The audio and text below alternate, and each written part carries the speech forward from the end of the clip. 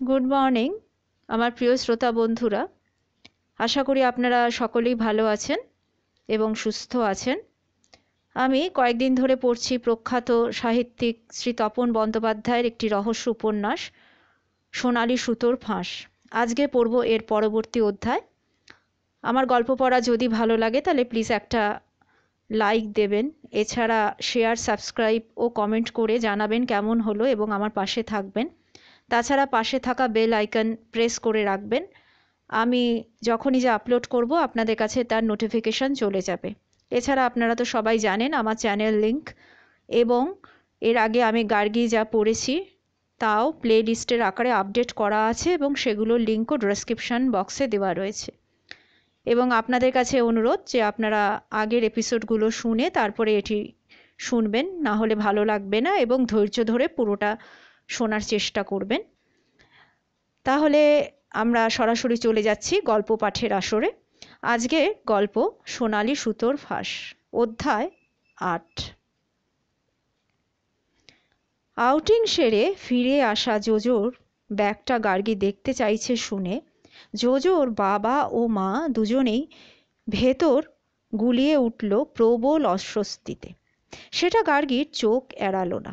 হয়তো ভাবছেন কি জানি কি বেরোবে, অতএব তাকে বলতেই হলো, দেখুন মীনাক্ষীদি, ঘটনাটা এই মুহূর্তে যেদিকে বাঁক নিয়েছে তাতে কোনো কিছু লুকোনো বা চেপে যাওয়া মানে আসল সত্য থেকে দূরে সরে যাওয়া, সেটা নিশ্চয়ই আপনারা চান না। মীনাক্ষী এবার তার স্বামী মিথিলেশ চ্যাটার্জির দিকে তাকিয়ে গম্ভীর মুখে জোজোর পড়ার ঘরে গিয়ে ঢুকলেন। একটু পরে বার করে নিয়ে এলেন ঘন কমলা রঙের একটা ব্যাগ। সেটার চেন খুলে জোজোর ব্যবহৃত টি শার্ট, জিন্সের প্যান্ট, গেঞ্জি, জাঙ্গিয়া ইত্যাদি বার করতে করতে হঠাৎ বেরিয়ে পড়ল সোনালি রঙের একটা উত্তরীয়। শরীরের ভেতর রক্ত চলকে উঠল গার্গীর। ঠিক এই রঙের সুতো ব্যবহার করে খুন করা হয়েছে টপ্পাকে। খুব সাংঘাতিক ক্লু, কিন্তু জোজো ওর বাবা মা কি করে বুঝছেন কে জানে। গার্গী তার সন্দেহ প্রকাশ করল না, পরক্ষণেই জানতে চাইল, আচ্ছা জোজো বাড়ি ফিরে জামা প্যান্ট কি বদলেছিল? মানে ওর জামা প্যান্ট যদি একটু দেখান আমাকে। অনিচ্ছুক মীনাক্ষী চ্যাটার্জি সেগুলো নিয়ে আসতে জামার পকেট থেকে বেরোলো একটা নীল রঙের পাউচ, যার ওপর কি সমস্ত হিজিবিজি লেখা। গার্গী আন্দাজ করলো এটা কোনো ভয়ঙ্কর নেশার একটা বস্তু। গার্গী অবাক হয়ে বলল, কি সর্বনাশ! এরকম একটা পাউচ জোজোর পকেটে কেন? সোনালি রঙের উত্তরীয়টা হাতে নিয়ে জোজোদের বাড়ির সোফায় বহুক্ষণ বোবা হয়ে বসে রইল গার্গী। টপ্পাকে খুন করা হয়েছিল গলায় সোনালি সুতোর ফাঁস দিয়ে, আর সেই একই সুতো দিয়ে বোনা উত্তরীয় কিনা আবিষ্কৃত হলো জোজোর ব্যাগের মধ্যে। গার্গী তার বিস্ময় বেমালুম চেপে রাখল মনের ভেতর। জোজোর বাবা মা যেন কোনো ক্রমে বুঝতে না পারেন টপ্পাকে খুনের ব্যাপারে জোজোর ভূমিকা নিয়ে তার মনে সন্দেহ জন্মেছে। জোজোর ব্যাগ থেকে সোনালি উত্তরীয় আর শার্টের পকেটে রহস্য মাখা একটা পাউচ, আপাতত গার্গীর সামনে দুটো সূত্র। ব্যাগ ঘেটে ঘুটে তেমন আর কিছু পাওয়া গেল না অবশ্য। মুখে কিছু না বললেও গার্গী আর একটা ব্যাপার খেয়াল করেছে এর মধ্যে। জোজোর কাছ থেকে আবিষ্কৃত সূত্র দুটো মিথিলেশ চ্যাটার্জি এবং মীনাক্ষীদের কাছে বেশ অস্বস্তির কারণ হয়ে দাঁড়িয়েছে। তারাও কিছু একটা চেপে যেতে চাইছিলেন গার্গী আর বর্ণালীর কাছে। বিব্রত এক দম্পতির কাছ থেকে এই রকম সংকটের মুহূর্তে বিদায় নিয়ে গার্গীরা নেমে এলো ফ্ল্যাট থেকে। ড্রাইভ করে সাদার্ন অ্যাভিনিউ বরাবর সুইস পার্কের দিকে ফিরতে ফিরতে বর্ণালীর সঙ্গে টুকটাক কথা বলছিল গার্গী। বর্ণালী খুবই গম্ভীর মুখে বসে, তার ভিতরও ঝড় বয়ে যাচ্ছে, সেটা বোঝাই যাচ্ছিল। ভাবনাগুলো ভেতরে গেরো দিতে দিতে গার্গী জিজ্ঞাসা করে উঠল, আচ্ছা বর্ণালীদি, টিটো কোথায় কোথায় যেতে পারে, আপনি সে সম্পর্কে কিছু কি ভেবেছেন? বর্ণালী অন্যমনস্ক ছিলেন। ঘোর ভেঙে বললেন, হ্যাঁ, আসলে যে সমস্ত আত্মীয় বাড়িতে ওর যাওয়ার সম্ভাবনা ছিল আমি সমস্ত জায়গাতেই টেলিফোন করেছি, চেনা জানা কারো বাড়িতে তো ও যায়নি। গার্গী বলল, আসলে বর্ণালীদি, খুব আশ্চর্য লাগছে ব্যাপারটা, কিন্তু আচ্ছা, কলকাতার বাইরে চলে যেতে পারে বলে কি আপনার মনে হয়? দেখো গার্গী, আমি ঠিক বুঝতে পারছি না, কলকাতার বাইরে তো আমাদের কোনো আত্মীয় স্বজন নেই, আর বাইরে এদেশে স্টেটসে আর জার্মানিতে 2-3 জন রয়েছেন, কিন্তু অত দূরে তো আর টিটোর পক্ষে একা যাওয়ার কোনো পসিবিলিটি নেই না। আচ্ছা, বর্ণালীদি, ওর কি একা ঘোরার কোনো অভ্যেস রয়েছে? না না, একা তো কখনো কোথাও যায়নি, 3 বন্ধু এই প্রথম।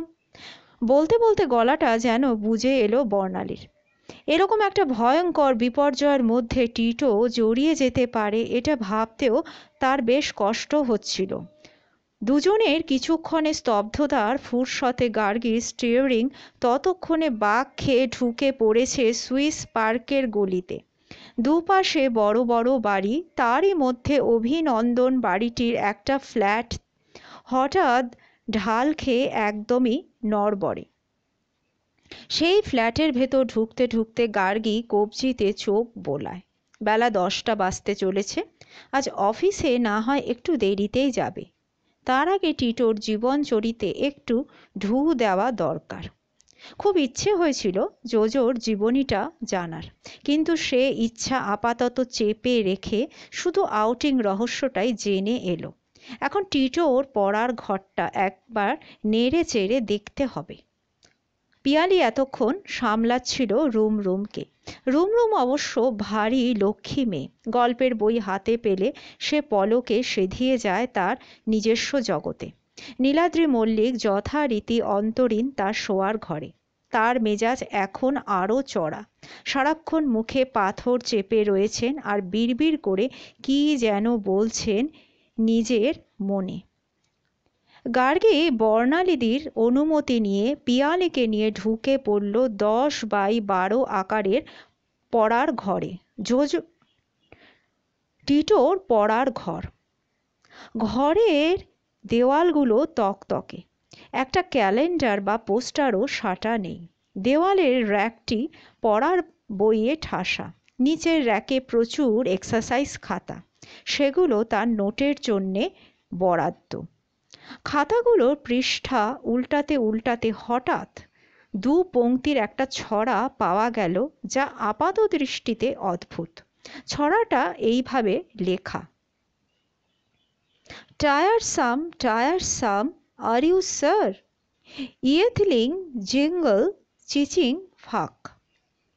লাইন দুটো কয়েকবার পড়ার পর গার্গী বুঝে উঠতে পারল না তার মানেটা কি।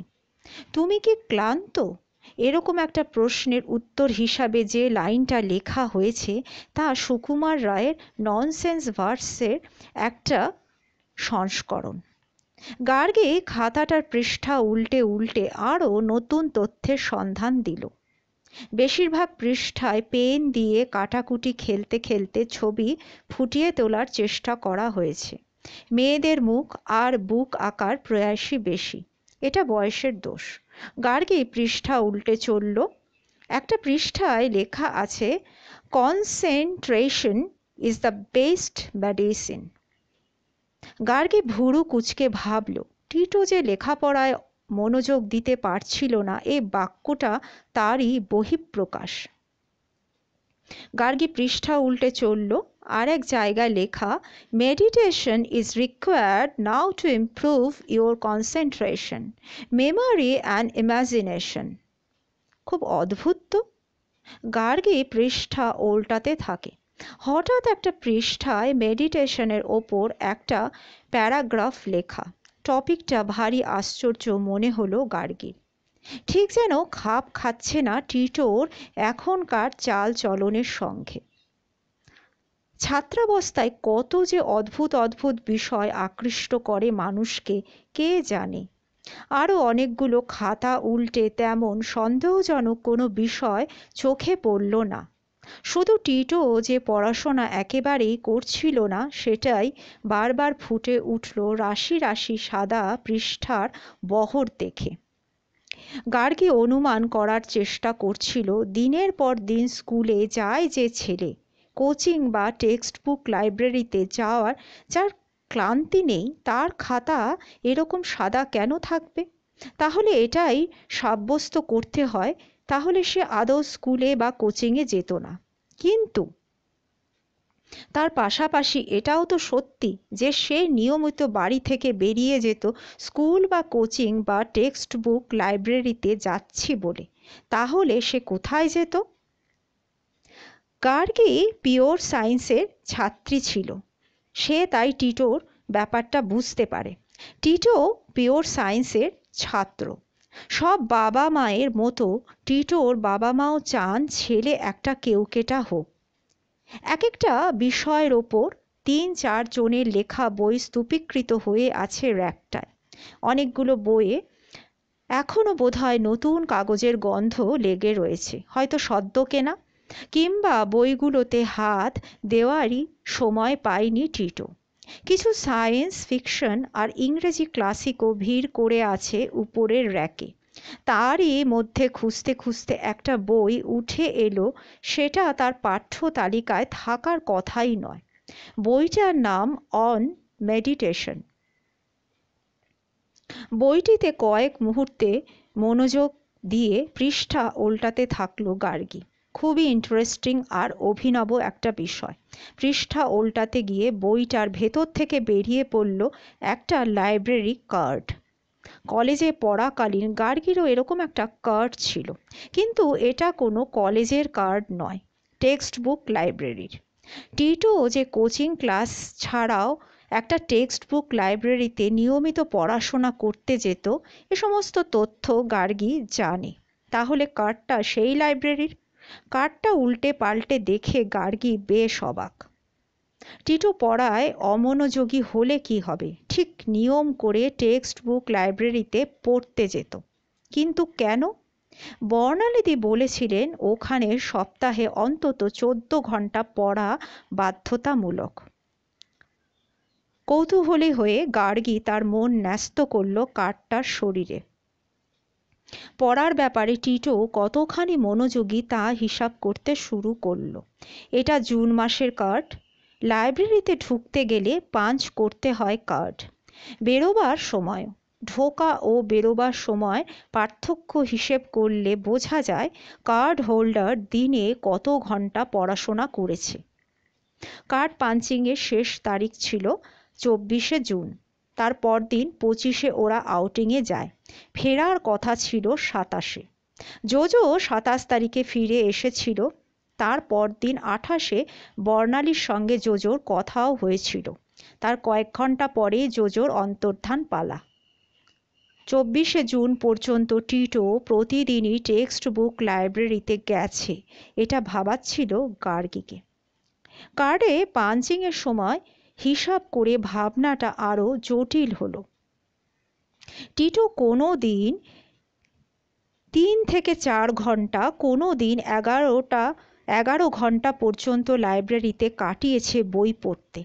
যে কিশোর এতটা সময় ব্যয় করেছে টেক্সট বুক পড়তে, তার তো পরীক্ষার ফল এমন খারাপ হওয়ার কথাই নয়। লাইব্রেরিটা গড়িয়ার কাছে। ঠিকানাটা মনে মনে গার্গী নোট করল। এ মাসে অন্তত 5-6 দিন সকাল 10টায় ঢুকে বেরিয়েছে রাত 9টায় বা তারও পরে। কি আশ্চর্য!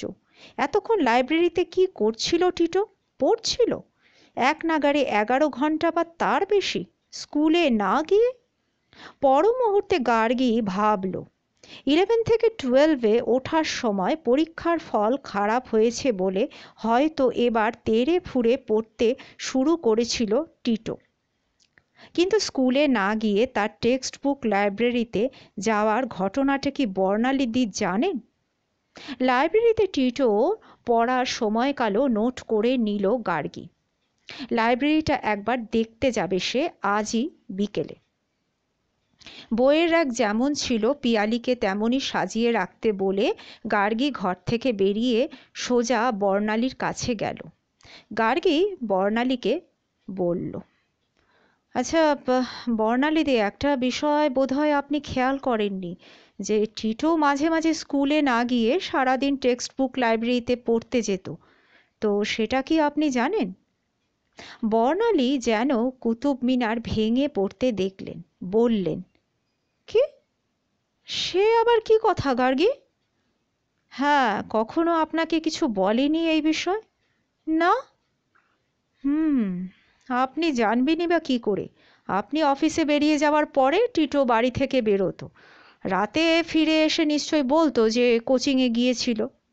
হ্যাঁ, তাই তো বলতো। কিন্তু মানে তুমি কি করে বুঝলে যে ও স্কুলে যেত না? গার্গী টিটোর ঘর থেকে কার্ডটা বার করে এনে বর্ণালীর হাতে তুলে দিল। বর্ণালী কখনো দেখেননি কার্ডটা, এমনকি জানতেনও না টেক্সট বুক লাইব্রেরির এরকম কোনো পাঞ্চিং কার্ড রয়েছে।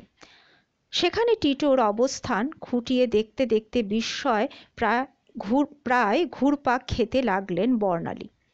তিনি বিড়বিড় করে বললেন, এসব দিনে তো ওর কোচিংয়ে যাওয়ার কথা, কি আশ্চর্য! কিন্তু কার্ড দেখে তো মনে হচ্ছে ও কোনোদিনই কোচিংয়ে যেত না। গার্গী লক্ষ্য করতে লাগলো বর্ণালীদির অভিব্যক্তি। বলল, আচ্ছা বর্ণালীদি, এমনও তো হতে পারে যে লাইব্রেরিতে ও বেশি স্বাচ্ছন্দ্য বোধ করতো। আজকাল স্কুলগুলোতে তো পড়াশোনা হয়ই না, তো কোচিংগুলো হয়েছে একটা হরিঘোষের গোয়াল ঘর। তার চেয়ে লাইব্রেরিতে ধরুন নিরিবিলি পরিবেশে ও হয়তো বেশি কনসেন্ট্রেট করতে পারতো। বর্ণালী অনুমান করার চেষ্টা করলেন দৃশ্যটা। এক মুহূর্তে চোখ বুজলেন, তারপর বললেন, কিন্তু না, ও তো আমাকে সমস্ত কথাই বলতো, কোচিংয়ে না গিয়ে লাইব্রেরিতে যেত, এ কথা তো কখনো আমার কাছে প্রকাশ করেনি। হ্যাঁ, এখন কি হবে গার্গী? গার্গী জিজ্ঞাসা করল, কি হবে মানে? মানে ও তো আমার কাছে কিছুই লুকাতো না, এক্ষেত্রে লুকিয়েছে ঘটনাটা, মানে এটাই তো আমার কাছে আশ্চর্য মনে হচ্ছে। সেই মুহূর্তে গার্গীর মাথায় চমক দিয়ে উঠল অন্য একটা ভাবনা। এই বয়সের ছেলেদের পক্ষে যেটা সম্ভব, টিটোর বেলায় হয়তো সেটাই হয়েছে। লাইব্রেরিতে পড়তে বসার ছুতো করে আজকালকার ছেলে মেয়েরা প্রেম করতে যায়। ন্যাশনাল লাইব্রেরিতে গার্গী যখন যাতায়াত করত, তখন এদিক ওদিকে জোড়ায় জোড়ায় কপতিরা বসে রয়েছে, এ দৃশ্য হামেশাই চোখে পড়ত তার। এখন সেখানে সে দৃশ্যের পরিবর্তন ঘটেছে কিনা সেটা অবশ্য গার্গী জানে না।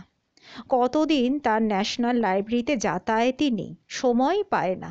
চাকরিতে ঢোকার পর তার লেখাপড়া মাথায় উঠে গেছে। তবে প্রেমিক প্রেমিকাদের প্রেম করার নতুন জায়গা হয়েছে নন্দন চত্বর, এটা সে লক্ষ্য করেছে। তাহলে কি লাইব্রেরিতে পড়তে গিয়ে সেখানে প্রেম করছিল টিটো? শুধু টিটোই হয়তো নয়, সেই সঙ্গে জোজো এবং টপ্পাও। সেই প্রেমের সূত্র ধরে টপ্পা খুন হয়ে গেল সহসা। তাহলে আজই তাকে লাইব্রেরিতে যেতে হবে। অধ্যায় 9। টিটোদের ফ্ল্যাট থেকে পিয়ালির সঙ্গে বেরিয়ে গার্গী অফিসে যেতে বেলা 11:30 হলো। পৌঁছেই সায়নকে টেলিকমে বলল, সরি চেয়ারম্যান সাহেব, অনেকখানি দেরি হয়ে গেল। তোমার চেম্বারে 10:30টায় একটা মিটিং ছিল, সেটা আমি মিস করলাম। কিন্তু কি বলবো, কিছুই করার ছিল না আমার। সায়নের গলায় কৌতূহল ছিল। বলল, কি ব্যাপার, নিশ্চয়ই আবার সেই গোয়েন্দাগিরি শুরু করে দিয়েছো। তা কি হলো বলো তো ওই ছেলেগুলোর? তা তুমি কি ইতিমধ্যে ঘটনাটা জেনেছো? টিটোর এক বন্ধু টপ্পার ডেড বডি পাওয়া গেছে বাঘা যতীন স্টেশনের কাছে। ও আচ্ছা, তো then it is Toppa, not Tito. মানে আমি তো খবরের কাগজে পড়ে ভাবলাম যে হয়তো টিটোই হবে। নো, গড সেভড হিম। কিন্তু ওর এক বন্ধুর এভাবে খুন হওয়াটা খুবই মর্মান্তিক ব্যাপার, বুঝলে? তা গার্গী, তুমি কি কিছু জানতে পেরেছো যে কেন মানে এরকম ভাবে? না না, পুরোপুরি নয়, আসলে পুলিশ তদন্ত করছে। ঘটনাটা খুবই আনফর্চুনেট। এক বন্ধু মার্ডার হলো, তার দুই সফর সঙ্গী গা ঢাকা দিয়ে পালিয়ে বেড়াচ্ছে, তাতে পুলিশ ওদের সন্দেহ করতেই পারে। তো চার্জশিটটাও দিতে পারে ওদের নামে, তাও তো পুলিশ এখনো একটা বড় খবর কিন্তু জানে না। তাই নাকি? তো কি খবর? আসলে টপ্পারই আরেক বন্ধুর ব্যাগ থেকে পাওয়া গেছে সোনালি রঙের একটা উত্তরীয়, ঠিক যে রঙের সুতোর ফাঁস দিয়ে খুন করা হয়েছে টপ্পাকে, ঠিক সেই কালারের। মাই গড! তো সেটা কি টিটোর ব্যাগ? না, টিটো তো বাড়িতেই ফেরেনি, কোথাও একটা পালিয়ে রয়েছে। মাকে ফোন করে বলেছে যে পুলিশে খোঁজ করলে যেন তিনি বলেন যে টিটোর কোনো খবর এখনো পাননি তিনি। সোনালি উত্তরীয় পাওয়া গেছে জোজোর ব্যাগ থেকে। তাহলে তো গার্গী ঘটনাটা বেশ জটিল হয়ে দাঁড়ালো। মানে এক খুন হয়ে যাওয়া বন্ধুর হত্যা করার অস্ত্র কিনা আরেক বন্ধুর হেফাজতে। তা তুমি এর থেকে কি সিদ্ধান্তে পৌঁছালে? না দেখো, এখনো কোনো সিদ্ধান্তে আমি পৌঁছাইনি। আপাতত আজ বিকেলে গড়িয়ার কাছে একটা টেক্সট বুক লাইব্রেরিতে আমি যাব ভাবছি। হোয়াট? হঠাৎ লাইব্রেরিতে? খুনের সূত্র খুঁজতে? হ্যাঁ, তুমি ঠিকই অনুমান করেছো। সেখানে টিটোর কিন্তু নিয়মিত যেত। ওর আর কোনো কোনো বন্ধু ওখানে যেত। তো তারা এতক্ষণ কেন ওখানে কাটাতো আমাকে সেটা একবার দেখতেও হবে আর বুঝতেও হবে। সায়ন অবাক হয়ে বলল, সে কি? লাইব্রেরিতে গেলে তুমি খুনের সূত্র পাবে বলে মনে করছো? কি বলছো? বই কি এত নিষ্ঠুর হতে পারে নাকি? বিশেষ করে text book?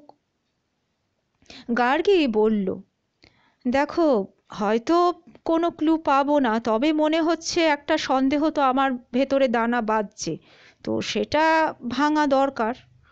Okay madam, best of luck. দ্রুত ফয়সলা করে ফেলো ঘটনাটার। আর তুমি ফ্রি হয়ে গেলে আমি ভাবছি কোথাও একটা ঘুরতে যাব। সায়নের সঙ্গে দীর্ঘ টেলি আলাপ করার পরে গার্গী টেলিফোনটা রেখে দিল। অতঃপর ব্যস্ত হলো অফিসের কাজে। প্যারাডাইস প্রোডাক্টস প্রাইভেট লিমিটেডের ম্যানেজিং ডিরেক্টরের চাকরিটা এই কর্মব্যস্ততায় ভরা যে একেবারে তার চেম্বারে ঢুকে পড়লে বাকি পৃথিবী সম্পর্কে খেয়াল রাখাই যায় না। টানা ঘণ্টা ছয়েক মিটিং, ডিসকাশন, ফাইল ইত্যাদি করার পর যখন ফ্রি হলো, বিকেল ফুরিয়ে আসছে দ্রুত। সায়নকে তার বৈকালিক ট্যুর প্রোগ্রাম জানিয়ে গাড়ি নিয়ে বেরিয়ে পড়ল গার্গী। স্প্ল্যানেড ইস্ট থেকে গড়িয়ার ব্যবধান কিলোমিটারের দূরত্বে যাই হোক না কেন, সময়ের হিসেবে তো অনেকটাই। এবেলা সঙ্গে নিয়েছে ড্রাইভার রতনকে। নিজে চালাতে না হলে গাড়িতে যাতায়াতের সময় অনেক ধরনের চিন্তা ভাবনা করা যায়। আজও পিছনের সিটে গা এলিয়ে বসে ভেবে চলছিল টিটো জোজো টপ্পা প্রসঙ্গে। আজকাল প্রায় কাগজে খবর বেরোচ্ছে কয়েকজন কিশোর মিলে অন্য এক বন্ধুকে হত্যা করছে নৃশংসভাবে, কারণ সেই পুরনো বস্তা পচা ত্রিকোণ প্রেমের কারণে এক বন্ধুর হয়ে খুন করছে অন্য বন্ধুকে। এখানেও সেই কারণটাই প্রধান বলে মনে হচ্ছে এখনো। কি জানি পরে অন্য কোনো সূত্র বেরোবে কিনা। জায়গাটা গড়িয়া মোড় পার হয়ে আরও একটু ওপাশে। সন্ধ্যের পর ভিড়ে ভিড়াক্কার এই তল্লাট। গাড়ি রাখার জায়গাই পাওয়া যায় না। বহু গবেষণার পর পাওয়া গেল পার্কিং করার একটা জায়গা। গাড়িটা একটা ফাঁকা জায়গায় রাখতে বলে গার্গী হাঁটতে শুরু করলো নিশানা অনুযায়ী রাস্তা বরাবর। কিছুক্ষণ ঘোরাঘুরি করে খুঁজে বার করলো ঝকঝকে চেহারার লাইব্রেরিটা। আশ্রম ধাঁচের লাইব্রেরিটা একেবারে প্রধান রাস্তার উপরে অবশ্য নয়, বরং একটা ছোট্ট গলির প্রান্ত দেশে তার অবস্থান। লাইব্রেরিটার পরিবেশ বেশ জমকালো। গেটে দারোয়ান, কিন্তু সে গার্গীর গমন পথ আটকালো না। ভিতরে ঢুকতেই চোখ ধাঁধানো আলোয় ঘেরা রিসেপশন। সেখানে একটা ছোট্ট চমক। কাঁচে ঘেরা রিসেপশনে বসে রয়েছেন একজন মুন্ডিত মস্তক 50 ছুঁই ছুঁই ভদ্রলোক। তার পরনের পোশাকটি বেশ আকৃষ্ট করে। সাদা ধবধবে পোশাকের ডিজাইনটি স্বামী বিবেকানন্দের মতো। মাথায় পাগড়িটা শুধু নেই। একই পোশাকের আরও 2-3 সন্ন্যাসী চেহারার যুবক ঘোরাফেরা করছে এদিক ওদিক। কাছের আবরণের গোল করে কাটা জায়গায় মুখ বাড়িয়ে গার্গী জানতে চাইল, আচ্ছা, আমি এখানে সভ্য হতে চাই, সভ্য হওয়ার কি নিয়মকানুন যদি একটু প্লিজ বলেন, আর কোনো যদি প্রসপেক্টাস থাকে তাহলে একটা কপি যদি একটু দেন। মণ্ডিত মস্তক ভদ্রলোক নিচু হয়ে তার ডেস্ক থেকে একটা প্রসপেক্টাস বার করতে ব্যস্ত হলেন। সেই ফুরসতে গার্গী দেখে নিল ডেস্কের একপাশে একটা নামের ফলক, তাতে লেখা পরবেশ স্বামী। গার্গী অবাক হচ্ছিল। লাইব্রেরিটির অবস্থান, পরিবেশ, অট্টালিকার গঠন দেখে ভাবতেও পারেননি ভেতরে কোনো আশ্রম পরিচালিত ব্যবস্থাপনা দেখতে পাবে। প্রসপেক্টাসটা হাতে পেয়ে রিসেপশন কাউন্টার থেকে সরে এসে বসে পড়ল কোণের সোফাটিতে। মেঝে সাদা পাথর বসানো, দেওয়াল, ছাদ সবই সাদা ধপধপ করছে প্লাস্টিক পেইন্টের কল্যাণে। সোফাটাও রীতিমতো রাজকীয় চেহারার। শুধু রিসেপশন দেখে গার্গীর এত ভালো লেগে গেল যে তারও ইচ্ছা করছে লাইব্রেরিটার সদস্য হয়ে যেতে। প্রসপেক্টাসটা অতএব মন দিয়ে পড়তে ব্যস্ত হয়ে পড়ল। কিছুক্ষণ পর একজন সৌম্য চেহারা যুবক এসে হঠাৎ তার সংবিত ফেরায়, বলল, madam, you may visit our library. যুবকটির পরনে একই ধরনের সাদা পোশাক, মণ্ডিত মস্তক। যুবকটি গার্গীর দিকে তাকিয়ে রয়েছে স্মিত মুখে। গার্গী মুগ্ধ হলো তার আন্তরিক কণ্ঠস্বরে। সেও মুখে হাসি ফুটিয়ে বলল, হ্যাঁ, আচ্ছা, আপনাদের রিডিং রুমটা একটু দেখবো, মানে কত বই রয়েছে এখানে? তা ম্যাডাম ধরুন 1000-20 তো হবেই। খুব বেশি দিন তো হয়নি লাইব্রেরিটা, শীঘ্রই আরও 10,000 বইয়ের অর্ডার কিন্তু দেওয়া হবে। তাহলে তো বেশ বড়ই লাইব্রেরি, কি বলুন? হ্যাঁ ম্যাডাম, মোটামুটি বড়। আসলে আমরা চেষ্টা করছি যে ছাত্রছাত্রীদের সঙ্গে বড়রাও যাতে দরকার মতো বই পায়। যুবকটির পিছু পিছু রিসেপশন সংলগ্ন অন্য দরজা ঠেলে ভেতরে ঢুকতে গার্গী রীতিমতো বিস্মিত।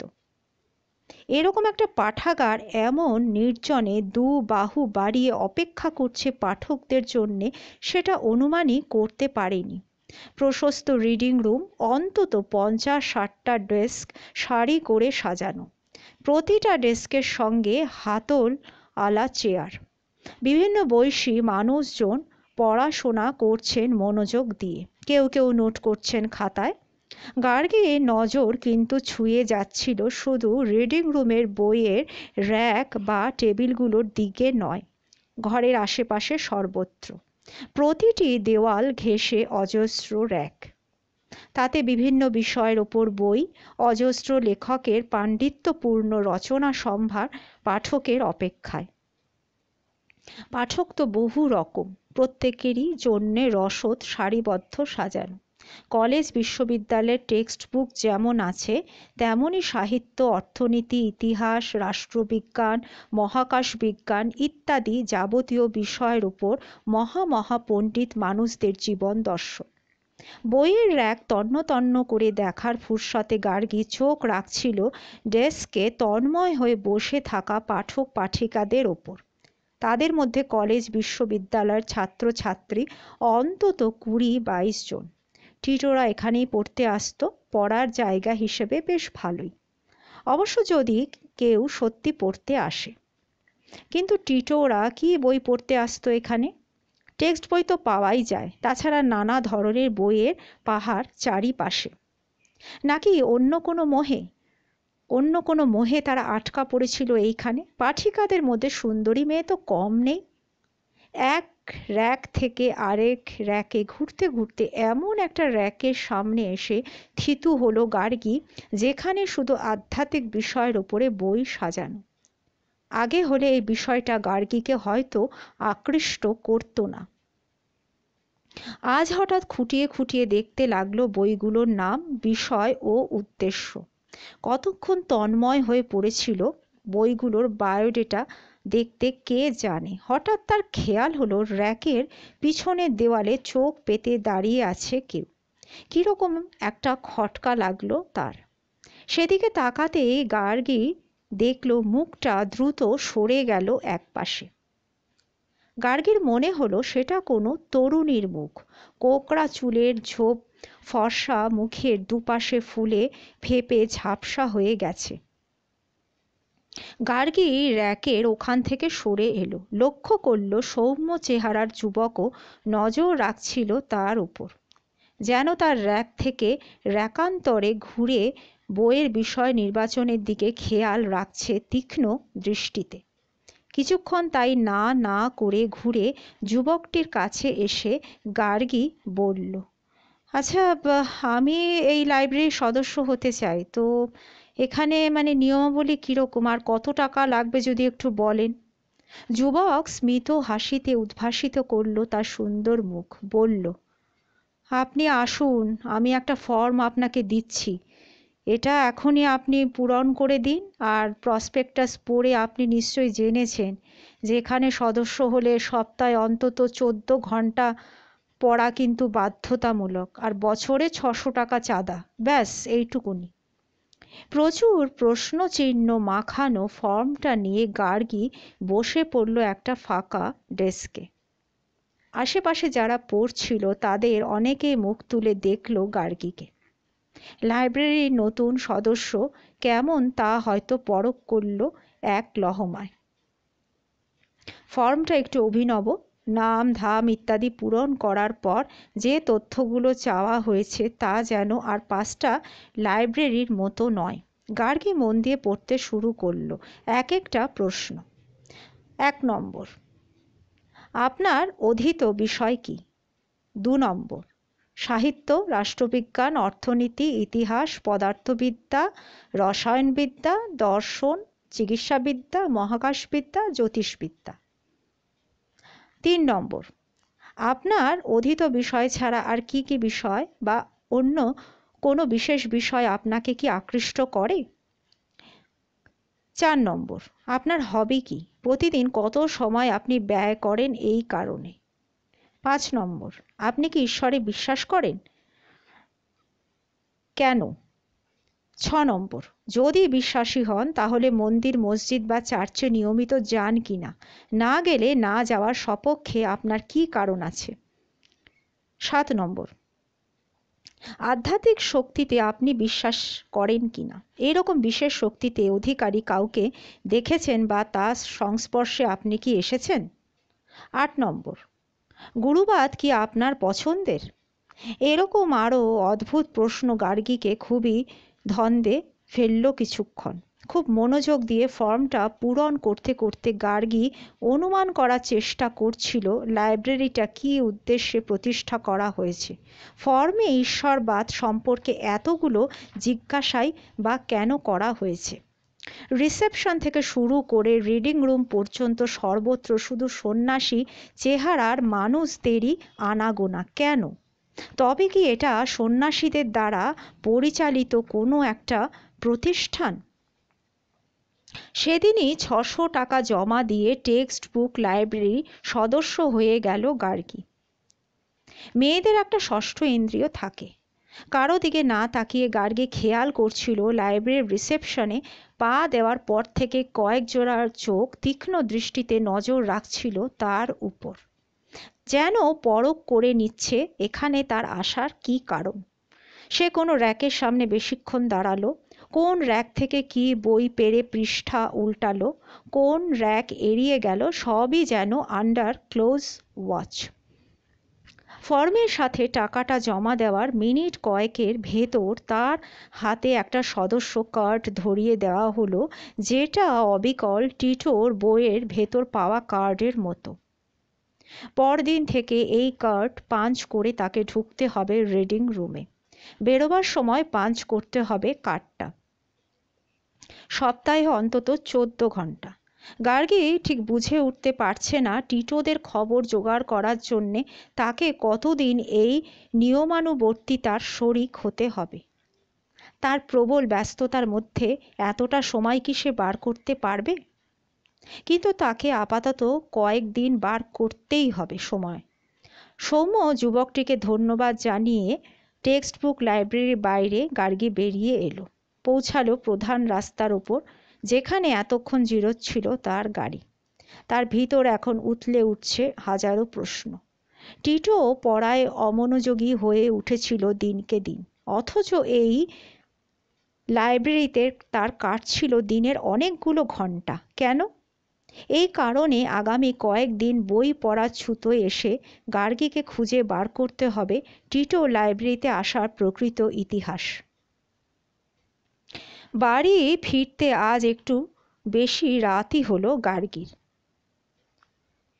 বাড়ি ফিরে টুকিটাকি কাজের পর এবং রাতের খাওয়া দাওয়া সেরে গার্গী বিছানার দিকে এগোতে যাবে, ঠিক সেই সময় হঠাৎ টেলিফোনের একটা শব্দ হলো। গার্গী ফোনটা তুলল। লাইনের ও প্রান্তে ছিলেন বর্ণালীদি। বর্ণালীদির গলায় প্রায় আর্তনাদ। তার শব্দ ভেসে এলো, গার্গী, গার্গী, একটা একটা একটা খবর শুনে আমার ভীষণ নার্ভাস লাগছে গার্গী। কি খবর বর্ণালীদি, কি হয়েছে? গার্গী স্বরে উৎকণ্ঠা। একটু আগে মীনাক্ষী দি ফোন করেছিল। মীনাক্ষী দি মানে জোজোর মা? হ্যাঁ হ্যাঁ হ্যাঁ, ফোন করে বলল যে বাবা আধ ঘন্টা আগে জোজো ফোন করেছিল ওকে। তাই নাকি? গার্গী তার চেতনার কেন্দ্রবিন্দু থিতু করল রিসিভারের ভেতরে। বলল, তা কি বললেন উনি? হ্যাঁ মানে জিজ্ঞাসা করেছে এর মধ্যে কেউ খোঁজ করছে কিনা, মানে আজ ভোরে তাকে এমন একজন খুঁজছিল, শুনে খুব ভয় পেয়ে বলেছে যে আমার কথা কিছু বলনি তো মা, আবার ফোন করলে বলো যে জোজো বাড়িতে ফেরেইনি, Tito is going to far, ওকে বাগে পেলে আমি ছাড়বো না। গার্গী শ্বাস বন্ধ করে বলল, তা জোজো কোথা থেকে ফোন করেছিল? না সেটা কিছু বলেনি মীনাক্ষীদিকে, মানে মীনাক্ষীদি বারবার জিজ্ঞাসা করছিল যে কোত্থেকে ফোন করছিস তুই, তো জোজো বলবো বলবো করেও শেষ পর্যন্ত আর বলেনি। তো ফোন রেখে দেওয়ার আগে শুধু বলেছে যে বাড়ি গিয়ে সমস্ত কিছু বলবো মা, আমি এখন রাখি। কি হবে গার্গী? কি আশ্চর্য, কোথায় আছে সেটা তার মাকে বলবে না? গার্গী স্বরে বিরক্তি। আবার বলল, ফোনটা অমনি রেখে দিল? হ্যাঁ হ্যাঁ হ্যাঁ গার্গী, কিন্তু তারপরে আবার আরেকটা ফোন। গার্গী এবার আর চমকালো না, বলল, তাই নাকি? কার ফোন? কে কে যেন মানে গলা বিকৃত করে বলছে যে জোজো একটু আগে ফোন করেছিল। তো মীনাক্ষীদি শুনে তো ভীষণ নার্ভাস হয়ে পড়লেন। তো যেই মাত্র বললেন যে না কেউ ফোন করেনি, অমনি ও প্রান্ত থেকে নাকি রুখে উঠে বলল যে হ্যাঁ মিথ্যা কথা বলবেন না, আমরা জানি জোজো এই মাত্র আপনাকে ফোন করেছিল, জোজো কোথায় আছে এক্ষুনি বলুন। কি সর্বনাশ! তো ওরা কি করে জানলো যে জোজো ফোন করেছিল? গার্গীর গলায় বিস্ময়। মীনাক্ষীদি আবার কাঁপতে কাঁপতে বললেন, মানে মানে মীনাক্ষী মানে কিছু বুঝতে পারছে না যে মানে খবরটা কি করে ওরা জানলো। গার্গী চিন্তায় পড়ল, একটু পরে বলল, আচ্ছা জোজোদের বাড়ির টেলিফোন লাইনে ওরা আড়ি পাতেনি তো? কি বলছো গার্গী, মানে এরকম হয় নাকি আবার? দেখুন বর্ণালীদি, সবই হয়, তবে যদি সত্যি জোজোদের বাড়ির লাইনে ওরা আড়ি পেতে থাকে সেটা কিন্তু খুবই ভাবনার কথা। তাই নাকি? মানে কেন ভাবনার কথা গার্গী? দেখুন বর্ণালীদি, তাহলে এটাই প্রমাণ হবে যে এর পিছনে বেশ বড় একটা গ্যাং রয়েছে। জোজো নেই শুনে ওরা লাইনটা কেটে দিল কি, তাই তো? না মানে বলেছে যে জোজো কোথায় পালিয়ে যাবে, পৃথিবীটা ভারী ছোট্ট জায়গা, পৃথিবীর প্রতি কোণায় আমাদের লোক রয়েছে, ওকে খুঁজে বার করতে বেশি সময় লাগবে না। আর যদি আপনাদের সঙ্গে আবার যোগাযোগ হয় কিংবা বাড়ি ফিরে আসে তাহলে বলবেন যে এক্ষুনি ওয়াইয়ের সঙ্গে যেন যোগাযোগ করে, নইলে ওর সামনে ঘোর বিপদ। হুম, মানে সেই ওয়াই? হ্যাঁ হ্যাঁ গার্গী। বলতে বলতে বর্ণালীদির গলা বুঝে এলো, সামলে নিয়ে বললেন, কিন্তু কিন্তু তারপর মীনাক্ষীদি যেটা বললেন সেটা শুনে তো আমার হাত পা কাঁপছে গার্গী। উনি বললেন যে কণ্ঠস্বর তাকে বিকৃত গলায় ধমকাচ্ছিল, সেটা নাকি টিটোর গলা, উনি নাকি চিনতে পেরেছেন।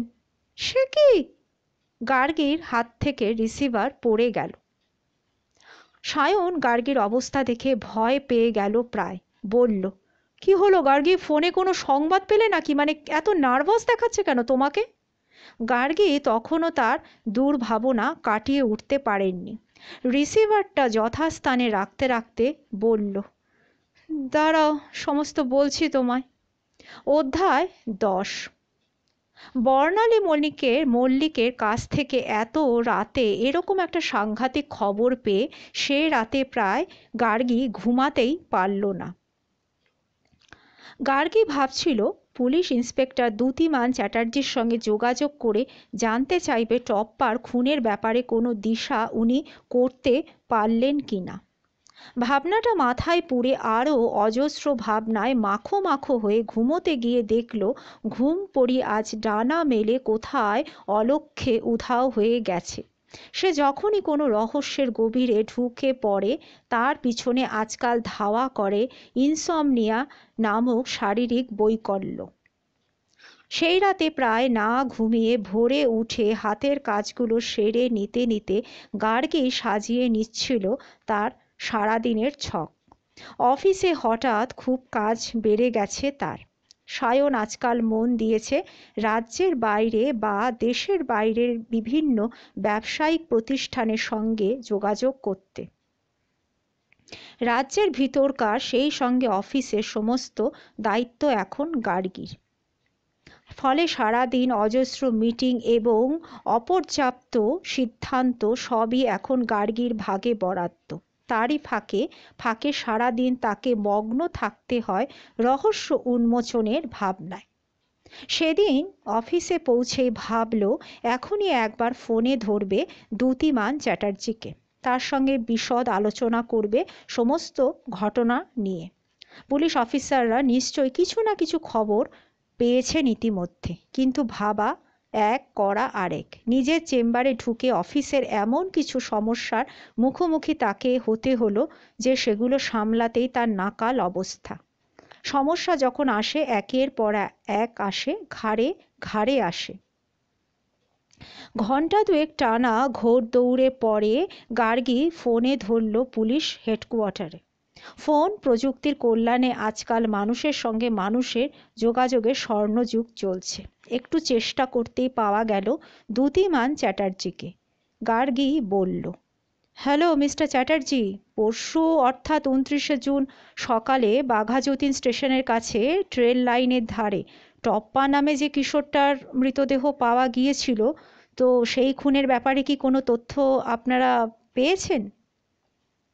খানিক সময় চুপ করে থেকে দ্যুতিমান চ্যাটার্জি বললেন, দেখুন, টপ্পার বইয়ের র্যাক খুঁজে একটা চিঠি পাওয়া গেছে। তো চিঠিটা জোজোর লেখা। তাতে টপ্পাকে হুমকি দিয়ে লেখা হয়েছে যদি টপ্পা অন্তত 4-5 লাখ টাকা তার বাড়ি থেকে না নিয়ে যেতে পারে তাহলে সে ভীষণ বিপদে পড়বে। গার্গী আশ্চর্য হতে গিয়েও হলো না। ঘটনাটা এক এক সময় এক এক দিকে বাঁক নিচ্ছে। জোজো হুমকি দিচ্ছিল টপ্পাকে, টপ্পা খুন হয়ে গেল। এদিকে টিটোর মতো কণ্ঠস্বরে কেউ একজন হুমকি দিচ্ছে জোজোকে উদ্দেশ্য করে, আবার জোজো খুঁজছে টিটোকে। গার্গী আবার একটু থিতু হয়ে বলল, তারপর বলুন। দ্যুতিমান আবার বললেন, দেখুন মিসেস চৌধুরী, টপ্পার বাবা রামেন্দু ঘোষ রায় তো চিঠি পড়ে একদম ফিউরিয়াস। তার স্ত্রী অল্প বয়সে মারা গেছেন, একমাত্র ছেলেই তার অবলম্বন ছিল। তো সেই ছেলে খুন হয়ে যাওয়ায় ন্যাচারালি উনি খুব ভেঙে পড়েছেন। তো সেদিন চিঠি পড়ে উত্তেজিত হয়ে বললেন যে উনি জোজোকে দেখে নেবেন। ও আচ্ছা, তারপর? আসলে কি হয়েছে মানে ওনার উত্তেজনার কারণ তো একটা রয়েছে। তো তাছাড়া উনি এককালে এলাকায় মস্তানি করতেন, তো এখন হঠাৎ টাকা পয়সার মুখ দেখে সে সমস্ত মুছে ফেলেছেন তার পুরনো ইমেজ। তো সেদিন তার যা অভিব্যক্তি দেখলাম সেটা সেই আগের ইমেজের কথাই কিন্তু আমাকে মনে করিয়ে দিল। আচ্ছা মিস্টার চ্যাটার্জি, জোজোকে ট্রেস আউট করার ব্যাপারে আপনারা কিছু ভেবেছেন? না মিসেস চৌধুরী, মিথিলেশ চ্যাটার্জির বাড়িতে গিয়ে ওদের যাবতীয় আত্মীয়স্বজনের ঠিকানা আমি নিয়ে এসেছি। তো সে সমস্ত বাড়িতে লোক পাঠিয়ে ফোন করে খবর নিয়ে আমি জেনেছি সেখানে কোনো আত্মীয়র বাড়িতেই কিন্তু জোজো যায়নি। আচ্ছা, ঠিক আছে মিস্টার চ্যাটার্জি, আমি পরে কিন্তু আপনাকে আবার জ্বালাবো। নিশ্চয়ই বুঝতে আপনি পারছেন যে কোনো বিষয় আমার উৎসাহ জাগলে আমি তার পিছনে কিন্তু জোকের মতো লেগে থাকি। ওকে মিসেস চৌধুরী, ওটা কোনো ব্যাপার নয়। সেদিন অফিস থেকে একটু আগে বেরিয়ে গার্গী আবার পৌঁছালো গড়িয়ার কাছে টেক্সট বুক লাইব্রেরিটায়। আজ থেকে তার লাইব্রেরি রিডিং রুমে ঢুকতে হবে কার্ড পাঞ্চ করে। রিসেপশনের কোণের র্যাকে তার কাঁধের ব্যাগ জিম্মা করে ঢুকে পড়ল রিডিং রুমে। ইতিমধ্যে লাইব্রেরিতে পড়ার নিয়মাবলীও অবহিত হয়েছে। র্যাকে ঘুরে ঘুরে পছন্দ মতো বই বেছে নিয়ে তাকে বইগুলোর নাম ও লেখকের নাম লিখে আসতে হবে রিডিং রুমের মাঝখানে রাখা ঢাউস রেজিস্টারে। তারপর বসে পড়তে হবে যে কোনো একটা ফাঁকা ডেস্কে। ব্যবস্থাপনা অতি উত্তম।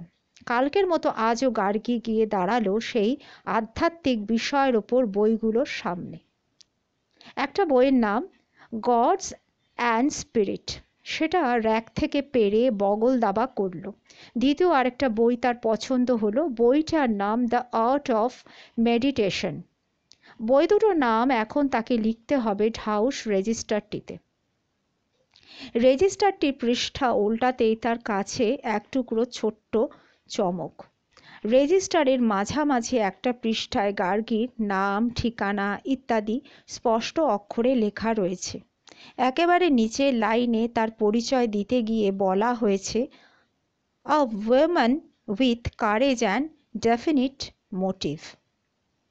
গার্গী একটা ছোট্ট ধাক্কা খেল।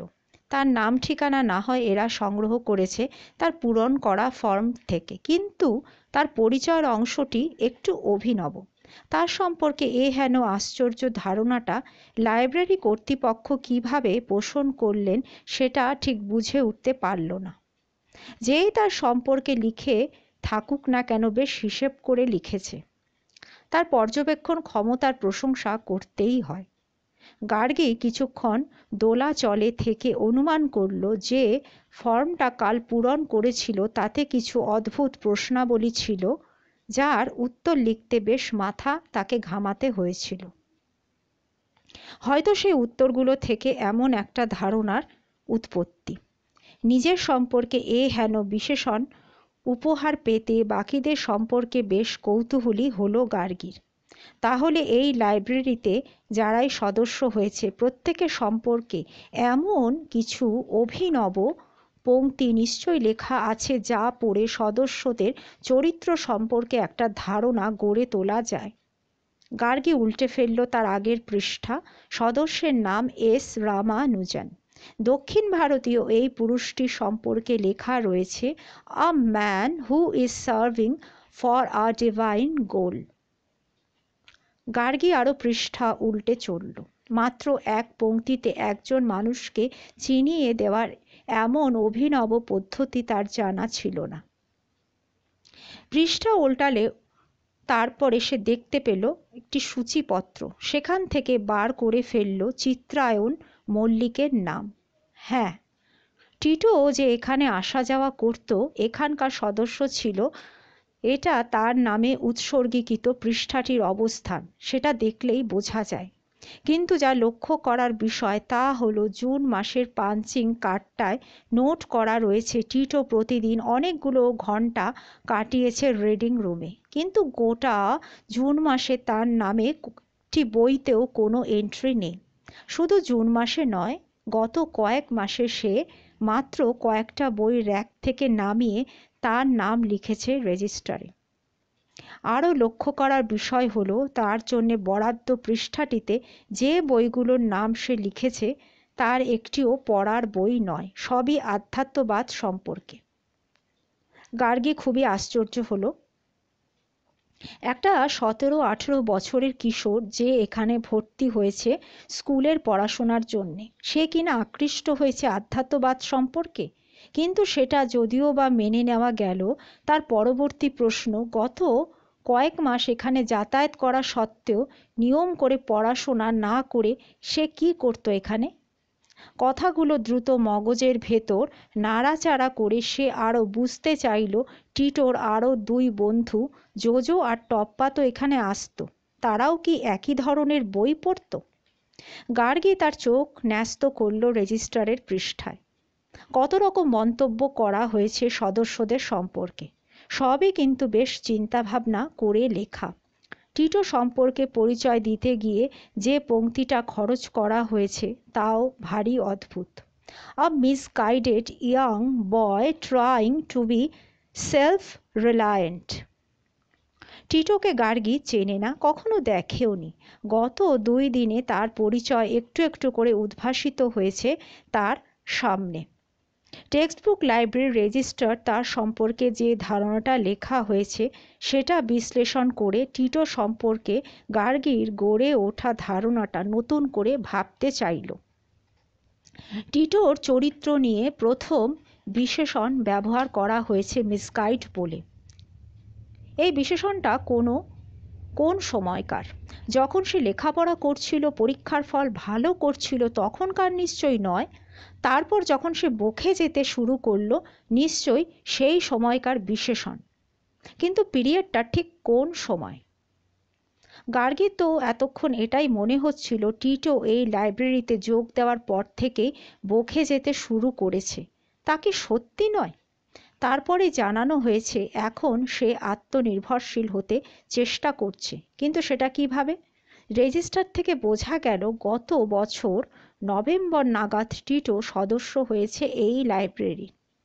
পাঠ্যপুস্তক থেকে তার বিচ্যুত হওয়ার শুরু কি তখন থেকেই, না তার আগে থেকেই? বর্ণালীদের কাছে জিজ্ঞেস করে জেনে নিতে হবে ঠিক কোন সময় থেকে টিটো মনোযোগ হারিয়েছিল। ভাবনাটা মাথার ভেতর সাজিয়ে নিয়ে গার্গী এবার শুরু করল পছন্দ করা বইয়ের প্রতি মনোযোগ। দ্য আর্ট অফ মেডিটেশন বইটা খুলে 2-4 পৃষ্ঠা উল্টে ভান করল পড়বার। সে বুঝতে পারছে রিডিং রুমের বিভিন্ন কোণ থেকে তার ওপর নজর রাখা হচ্ছে, কিন্তু গার্গীকে আরও অনেক তথ্য এখান থেকে সংগ্রহ করতে হবে এবং তা এতগুলো সন্ধানী চোখের দৃষ্টির সামনে। কিন্তু সেটা কি করে সম্ভব গার্গীর পক্ষে? গার্গী অন্যমনস্কভাবে পৃষ্ঠা উল্টে চলল। পৃষ্ঠা উল্টাতে উল্টাতে তার নজর বিদ্ধ হতে লাগলো দ্য আর্ট অফ মেডিটেশনে। গার্গী এক নিঃশ্বাসে পড়ে যেতে লাগলো এতদিন না পড়া না ভাবা বিষয়টির গভীরে। বইটির ভেতরে কতক্ষণ ডুব দিয়েছিল গার্গী তা অবশ্য তার খেয়ালই হয়নি। কবজিতে চোখ রেখে দেখল রাত 8:30 বেজে গেছে। কি আশ্চর্য! বইয়ের মধ্যে ডুবে অন্তত 1.5 ঘন্টা পার করে দিয়েছে এর মধ্যে। বুঝে উঠতে পারল না শুধু বিষয়ের গুণেই বইটার ভেতর মগ্ন হয়ে থাকতে পারল এতক্ষণ, নাকি পরিবেশটাই তাকে সম্মোহিত করে রেখেছিল।